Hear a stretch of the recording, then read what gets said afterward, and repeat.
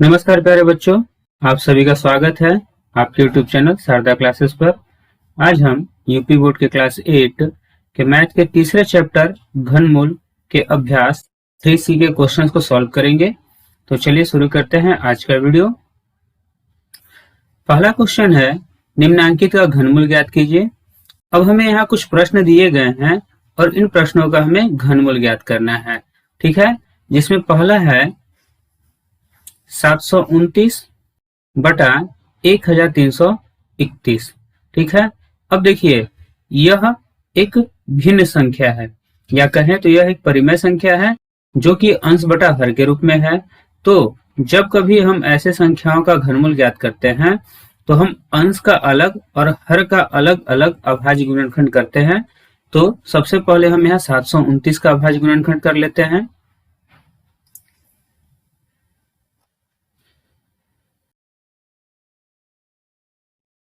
सात सौ उनतीस में सबसे पहले हम 3 से भाग करेंगे। 7 में 3 दूनी 6, 1 शेष बचेगा, 1 और 2 मिलकर होगा 12, 3 चौके 12।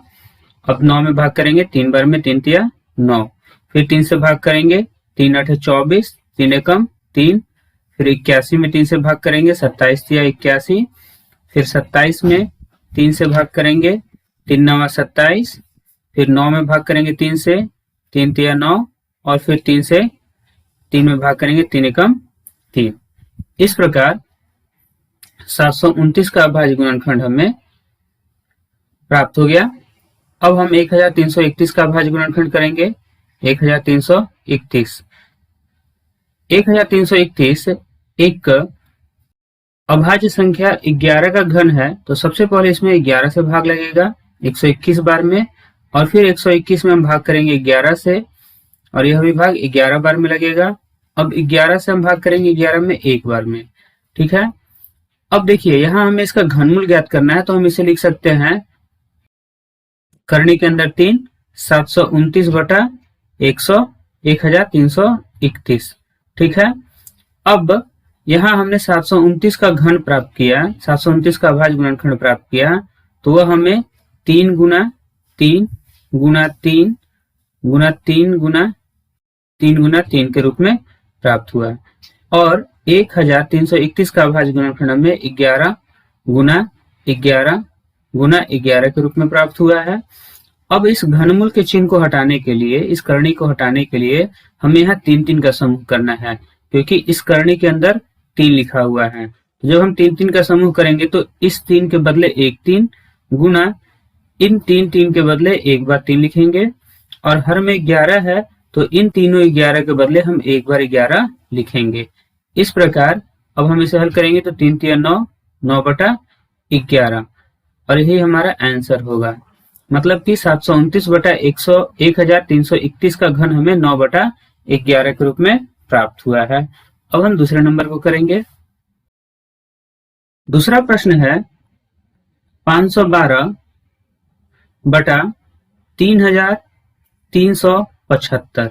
ठीक है, अब हमें इसका घनमूल ज्ञात करना है, तो इसे हम करनी के अंदर घनमूल के चिन्ह के अंदर लिखेंगे, यहाँ 3 लिखेंगे। 512 बटा 3375। अब हम इन दोनों का अलग अलग अभाज्य गुणनखंड करेंगे। तो सबसे पहले 512 का अभाज्य गुणनखंड कर लेते हैं। इकाई पर 2 है तो 2 से भाग लगेगा, 2 दूनी 4, 1 शेष बचा, 1 और 1 मिलकर हो गया 11, 2 पचे 10, 1 शेष बचेगा, 1 और 2 मिलकर होगा 12, 2 छके 12। फिर 2 से भाग करेंगे, 2 एकम 2, 2 दूनी 4, 2 अठे 16। फिर 2 से भाग करेंगे, 2 छके 12, 2 चौके 8। फिर 2 से भाग करेंगे, 32 दूनी 64। फिर इसमें 32 में 2 से भाग करेंगे, 16 दूनी 32। फिर 16 में 2 से भाग करेंगे, 2 अठे 16। 8 में 2 से भाग करेंगे, 2 चौके 8। 4 में 2 से भाग करेंगे, 2 दूनी 4, और फिर 2 से 2 में भाग करेंगे, 2 एकम 2। ठीक है, अब 3375 का अभाज्य गुणनखंड करेंगे। तो देखिए यहाँ अंकों, इकाई के अंक पर 5 है, इसका मतलब इसमें 2 से भाग नहीं लगेगा। अब 3 से भाग करने के लिए हम इसके भाग अंकों के योग को करेंगे, अंकों का योग करेंगे। देखिए 7 3 10, 3 13 5 18, मतलब इसमें 3 से भाग लगेगा। 3 से 3 में भाग करेंगे एक बार में, फिर 3 में भाग करेंगे एक बार में, 7 में भाग करेंगे 2 बार में, 3 दूनी 6। अब शेष 1 बचा, 1 और 5 मिलकर होगा 15, 3 बचे 15। ठीक है, अभी भी 3 से भाग लगेगा। 3 से भाग करेंगे 11 में, 3 तिया 9, 2 शेष बचा, 2 और 2 मिलकर हो गया 22, 3 7 21। अब 1 शेष बचा, 1 और 5 मिलकर हो गया 15, 3 5 15। ठीक है, फिर 3 से भाग करेंगे, 3 एकम 3, 3 दूनी 6, 3 5 15। अब 125 में भाग करेंगे 5 से, 25 5 125। फिर 25 में भाग करेंगे 5 से, 5 5 25, और फिर 5 से 5 में भाग करेंगे एक बार में, 5 एकम 5। अब देखिए यहाँ हमने 512 और 3375 दोनों का अलग अलग अभाज्य गुणनखंड ज्ञात कर लिया। अब हम इसे यहाँ लिखेंगे। 512 का है 9 बार 2 आया है, तो इसे हम 9 बार 2 के रूप में लिखेंगे, गुणा के रूप में। ठीक है,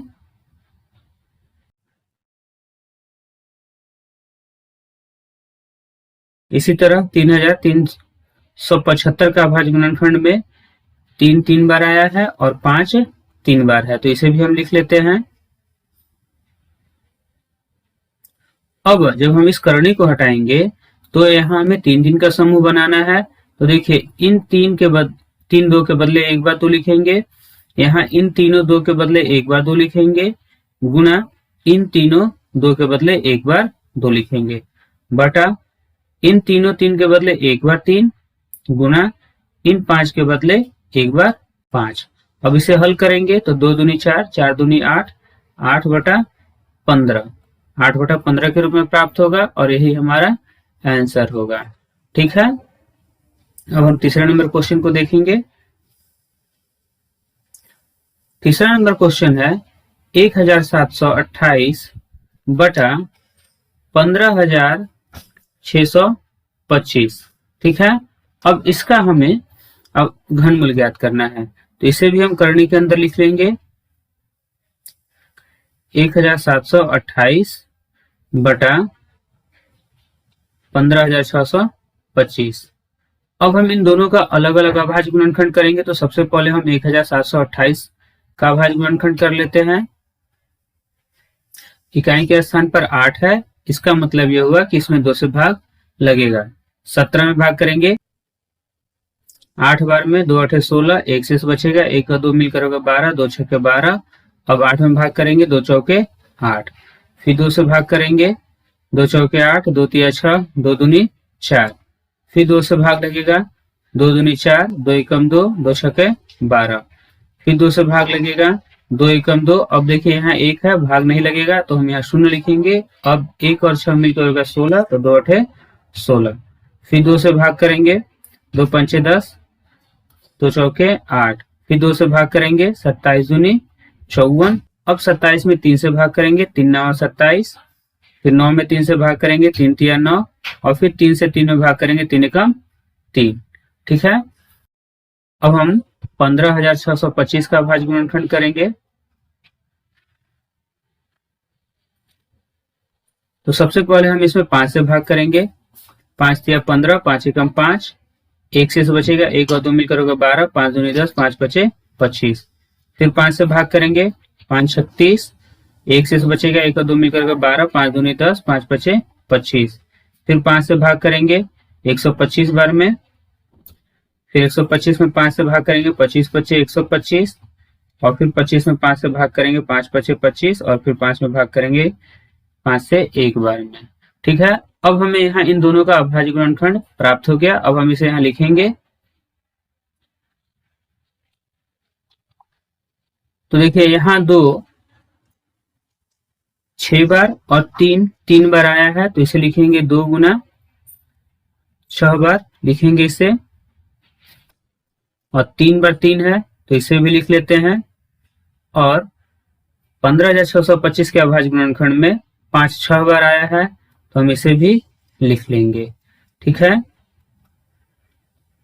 अब करनी का चिन्ह हटाने के लिए हम यहाँ 3 3 का समूह बनाएंगे अंश में और हर में। ठीक है, तो यह हमें 2 गुना 2 गुना 3 बटा 5 गुना 5 के रूप में प्राप्त हुआ। अब इसे जब हम गुना करेंगे तो यह 2 दूनी 4, 4 तिया 12, 12 बटे 25 के रूप में प्राप्त होगा। ठीक है, और यही हमारा आंसर होगा। अब हम क्वेश्चन नंबर 4 को देखेंगे।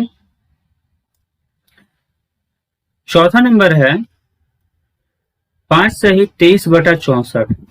ठीक है, अब देखिए यह एक संयुक्त भिन्न है, तो सबसे पहले हम इसे विषम भिन्न के रूप में बदलेंगे, और विषम भिन्न के रूप में बदलने के लिए हम यह जो पूर्ण संख्या है इसका गुना हर में करते हैं, तो 5 गुना 64 प्लस अब हम अंश को इसमें जोड़ते हैं।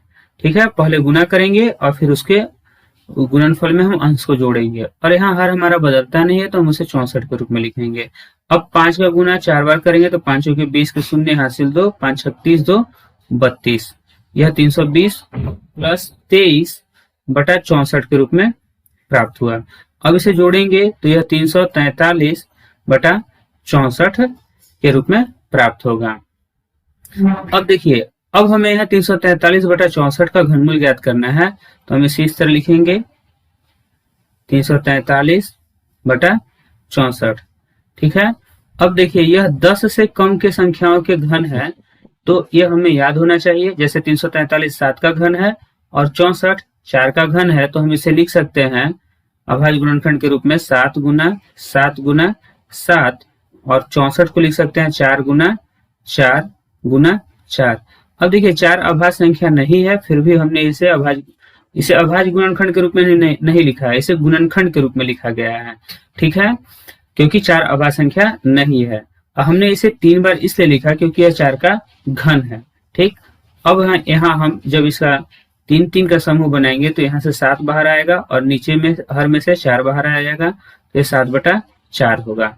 ठीक है, अब देखिए यहाँ अंश बड़ा है और हर छोटा है, तो इसे हम संयुक्त भिन्न में बदल सकते हैं। तो 7 में 4 से भाग करेंगे तो एक बार में भाग लगेगा, 3 शेष बचेगा तो उसे अंश में लिखेंगे, और हर में हम हर जो होता है उसे ही लिखते हैं, तो यहाँ 4 है तो 4 लिखेंगे। इस प्रकार यह 1 सही 3/4 के रूप में प्राप्त होगा, और यही हमारा आंसर होगा। ठीक है, क्वेश्चन को जल्दी सॉल्व करने के लिए हमें कुछ घन याद होने चाहिए। कम से कम 1 से 15 तक की संख्याओं का हमें घन याद होना चाहिए, और कुछ विशेष संख्याएं हैं जैसे 20, 21, 25, इनका भी घन याद होना चाहिए, क्योंकि क्वेश्चंस में बार बार इन्हीं संख्याओं का पुनरावृत्ति होता है। अगर हमें यह याद होगा तो क्वेश्चन को हल करना आसान होगा। ठीक है, अब हम क्वेश्चन नंबर 5 को देखेंगे।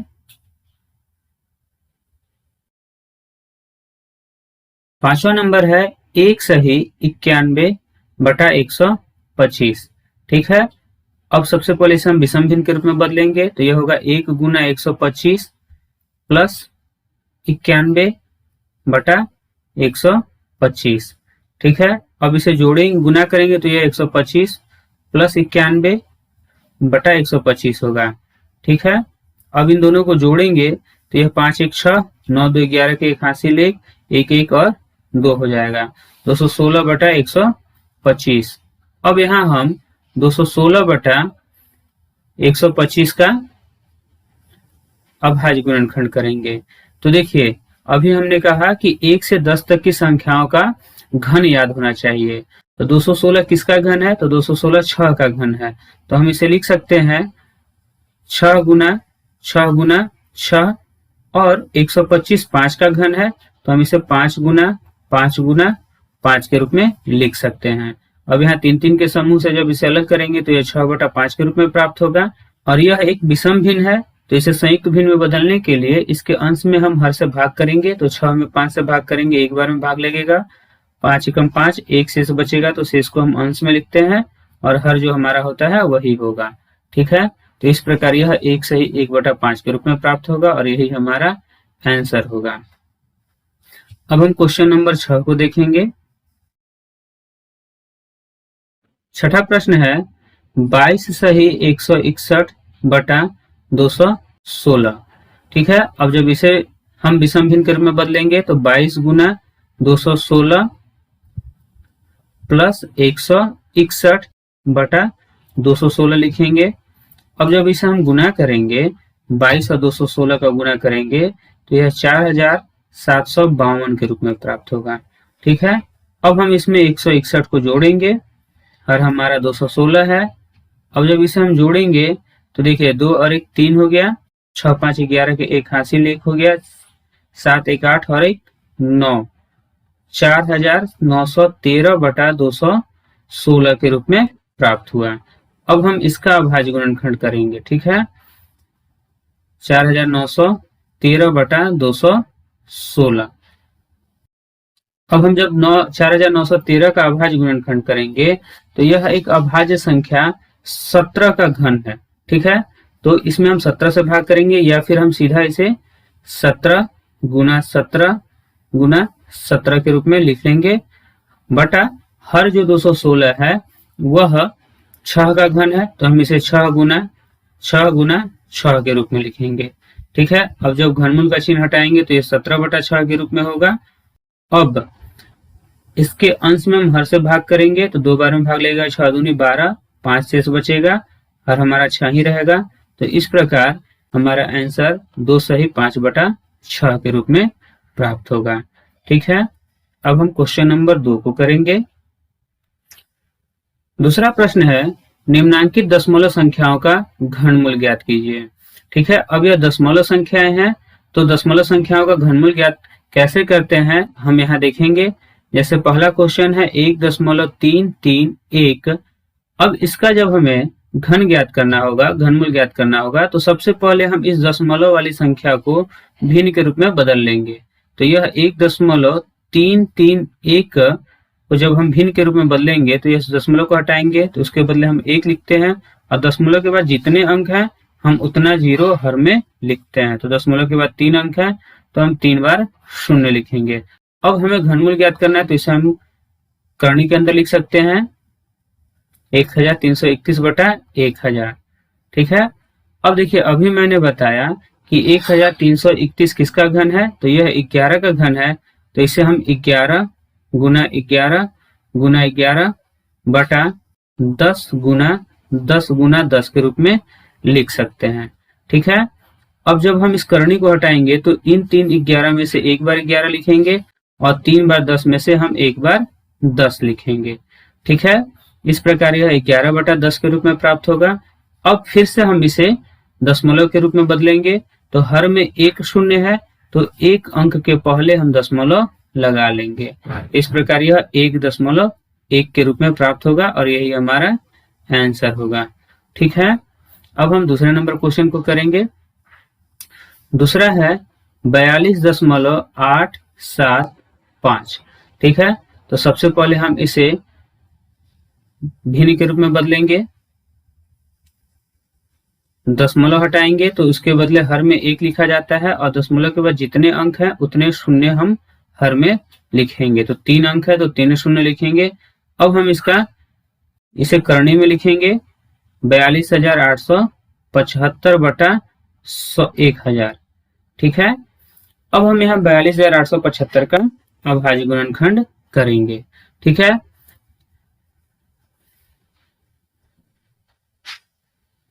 तो देखिए इकाई के स्थान पर 5 है, इसका मतलब 2 से भाग नहीं लगेगा।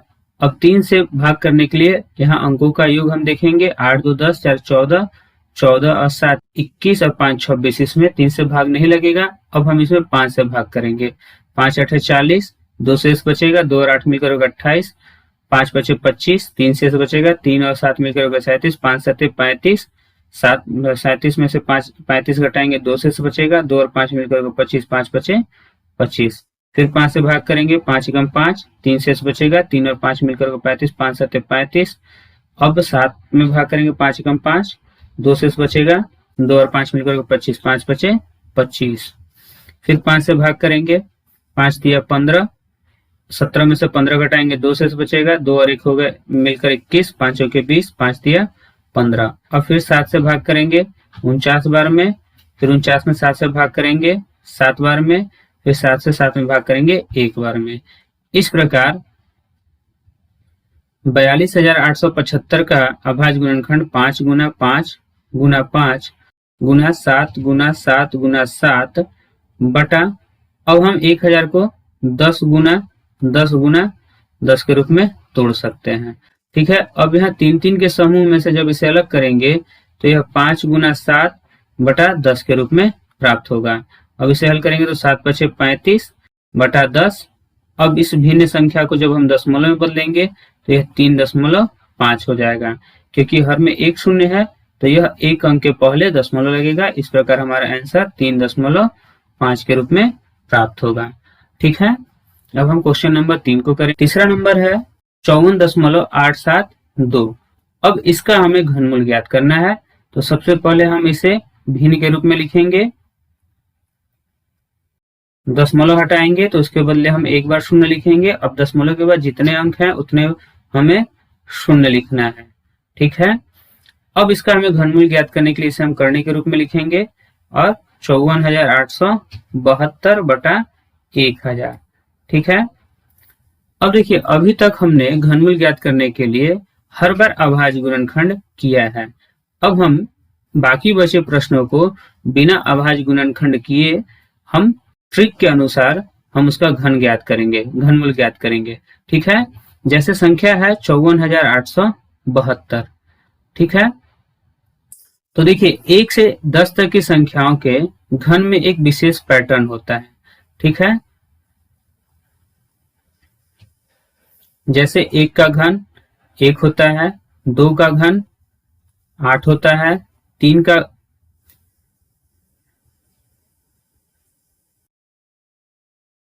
2 का घन 8 होता है, 3 का घन 27 होता है, 4 का घन 64 होता है, 5 का घन 125 होता है, 6 का घन 216 होता है, 7 का घन 343, 8 का घन 512, 9 का घन 729 और 10 का घन 1000 होता है। ठीक है, तो हमें कम से कम 1 से 10 तक की संख्याओं का घन याद होना चाहिए। अब देखिए जो ट्रिक है उसके दो पार्ट हैं। सबसे पहले हम उसके इकाई के अंक को देखते हैं कि इकाई का अंक क्या है। तो इकाई का अंक 2 है। अब हम यहाँ 1 से 10 तक की संख्याओं में देखेंगे किस संख्या के घन का इकाई अंक 2 है। तो देखिए यहाँ 8 के घन का इकाई अंक 2 है, तो हम अब इस 2 के बदले यहाँ लिखेंगे 8। ठीक, क्योंकि ये 8 का घन का इकाई अंक 2 है। अब चूंकि हम घन ज्ञात कर रहे हैं तो पावर 3 होता है, तो हम यहाँ से 3 अंकों को काट देंगे, मतलब हम इन 3 अंकों को काउंट नहीं करेंगे। अब हमें यहाँ 54 प्राप्त हुआ। ठीक, अब हम यहाँ देखेंगे कि 54 किसके घन से बड़ा है और किसके घन से छोटा है। तो देखिए 54 4 के घन से छोटा है और 3 के घन से बड़ा है, तो हम यहाँ यह 3 के घन से बड़ा है और 4 के घन से छोटा है। ठीक है, तो हम बड़े वाले को ना लेकर छोटे वाले को लेंगे, तो यहाँ से हमें यह 3 मिल जाएगा। इसका मतलब यह हुआ कि यह 38 का घन है। यह नियम तभी लागू होगा जब यह कंफर्म हो कि यह किसी भी संख्या का घन है।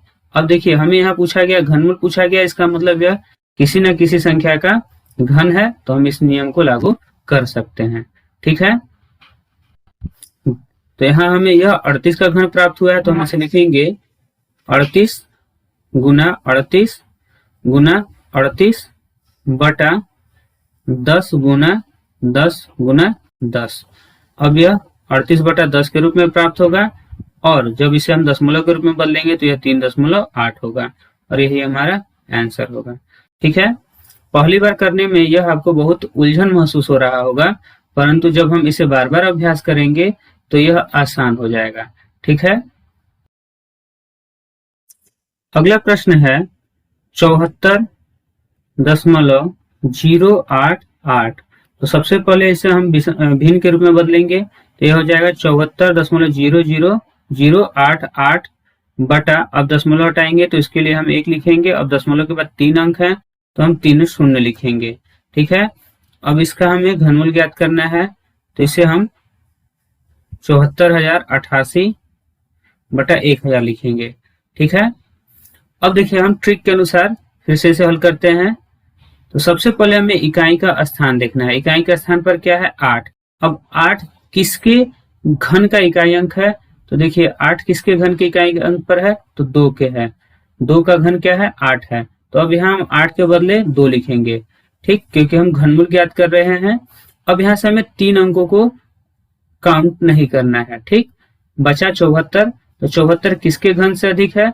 तो वह 64, मतलब 4 के घन से अधिक है और 5 के घन से छोटा है, तो हम यहाँ 4 लिखेंगे।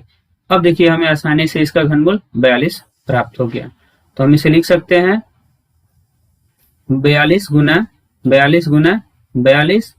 बटा 10 अब इसे हम 42/10 के रूप में लिखेंगे।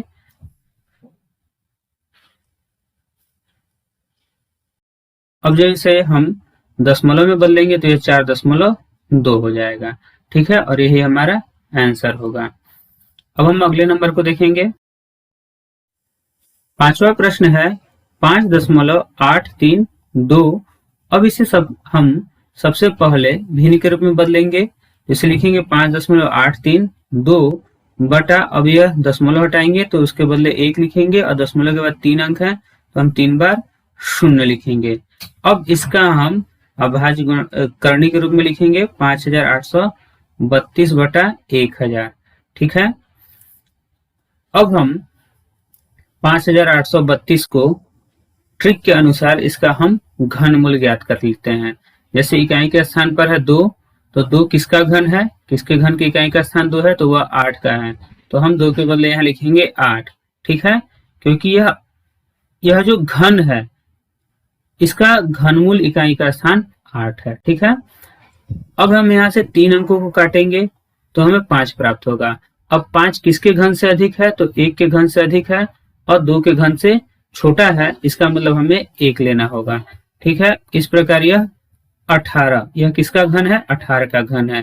तो इसे हम 18 गुना 18 के रूप में लिख सकते हैं बटा 10 गुना 10 गुना 10 बराबर 18 बटा 10। अब जब इसे दशमलव के रूप में बदलेंगे तो 1.8 और यही हमारा आंसर होगा।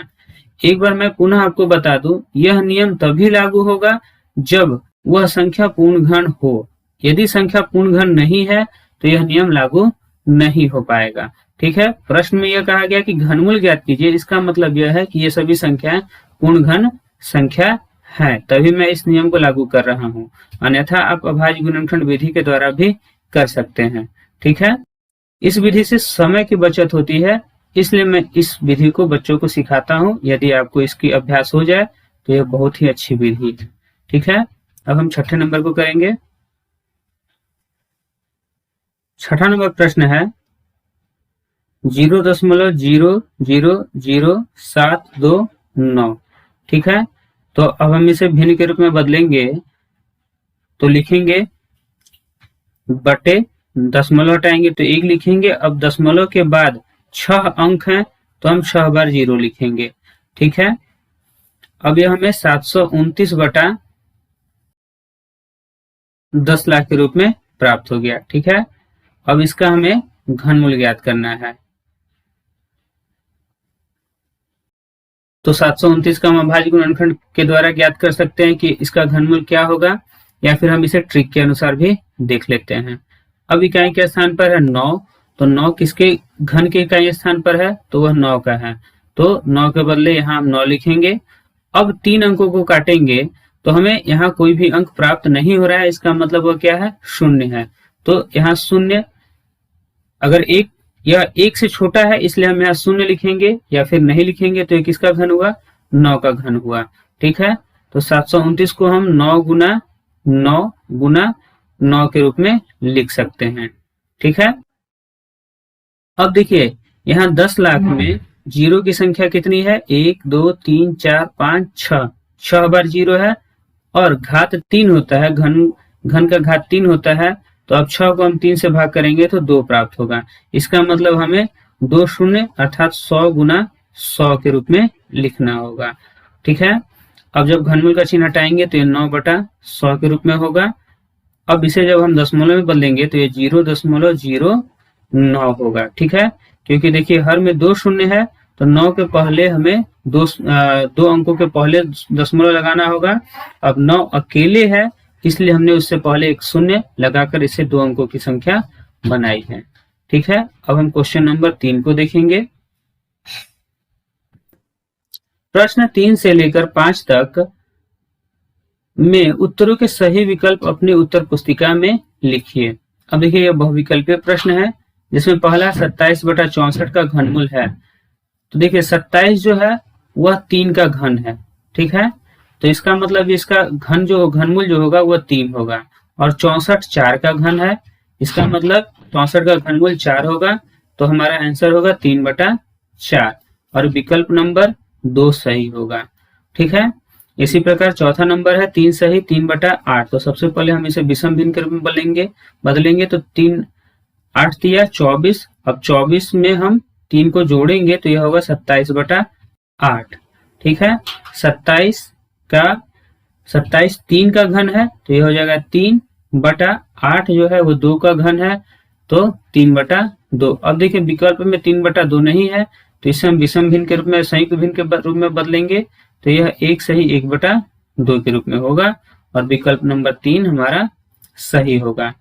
अब 5वें नंबर क्वेश्चन को करेंगे। 0.0000008 का घनमूल होगा। अब देखिए दशमलव के बाद कुल 6 अंक हैं, ठीक है, और 8 जो है, सबसे पहले हम 8 देखेंगे किसका 8 का घनमूल क्या होगा, तो वह 2 होगा।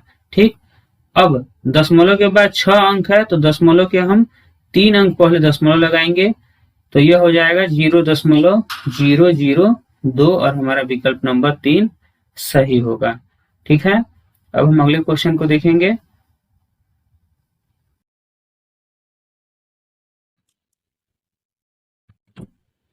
छठा प्रश्न है, एक घनाकार कंपोस्ट खाद के गड्ढे का आयतन 13.824 मीटर है, गड्ढे की गहराई ज्ञात कीजिए।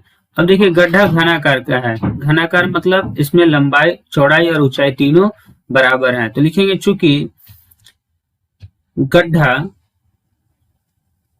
घनाकार है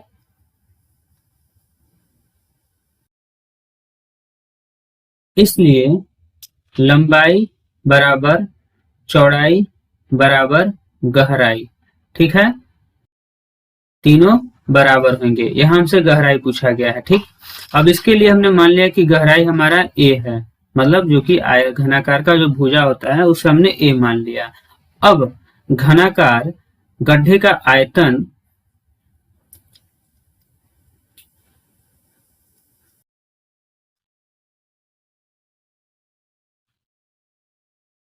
बराबर 13.824 मीटर क्यूब है। ठीक है, तो घनाकार गड्ढे का आयतन का सूत्र होता है a⁻3, मतलब भुजा गुने भुजा गुने भुजा, तो हम इसे लिखेंगे a के पावर 3 बराबर 13.824।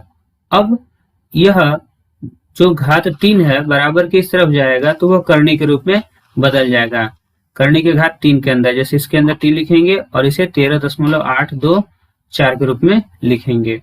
अब यहाँ हम इसे दशमलव के रूप में है तो इसे हम भिन्न के रूप में लिख लेंगे 13,824/1000। ठीक है, अब हम 13,824 का घनमूल ज्ञात करेंगे।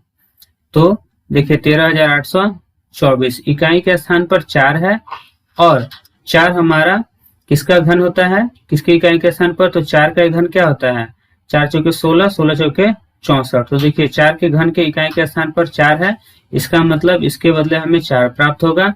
अब 3 अंकों को काटने के बाद 2 अंक बचे। अब 13 जो है वह 3 के घन से छोटा है परंतु 2 के घन से बड़ा है, तो हम यहाँ 2 लिखेंगे। ठीक है, 2 दूनी 4 दूनी 8। इस प्रकार यह हमें 24 के रूप में प्राप्त होगा। तो 24 गुना 24 बटा 10 गुना 10। अब करनी हटाएंगे तो यह 24/10 के रूप में होगा, और जब इसे हम दशमलव के रूप में बदलेंगे तो यह 2.4 होगा। इस प्रकार गड्ढे की गहराई जो होगी वह 2.4 मीटर होगा, और यही हमारा आंसर होगा। ठीक है, अब हम क्वेश्चन नंबर 7 को देखेंगे। 7वां नंबर प्रश्न है, एक घनाकार बक्से का आयतन 8000 सेंटीमीटर क्यूब है, इसकी एक भुजा ज्ञात कीजिए। अब देखिए यहाँ हमें घनाकार बक्सा दिया गया है जिसका आयतन 8000 सेंटीमीटर क्यूब है, और इससे हमें इसकी भुजा पूछा गया है। तो हम सबसे पहले लिखेंगे, माना कि घनाकार बक्से